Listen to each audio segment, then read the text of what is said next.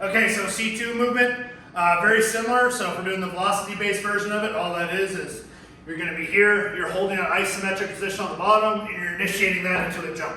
So down here, into a jump. C2 mass here, you're just dropping down to the bottom, and you're holding that isometric position, and then you're coming up.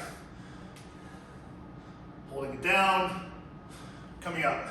And then same thing, if we want to fine tune things a little bit, that velocity version of it, we might add small masses to it, might slow down the velocity a little bit so that we can produce more force.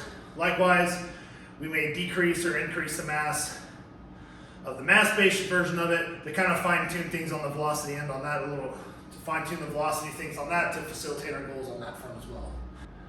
I remember and the important thing for a lot of these is too, if you do have an eccentric component, like if you're lowering down into the squat to get into that isometric position, generally speaking, you need to hold the isometric position long enough to help dissipate some of that elastic energy from the eccentric action.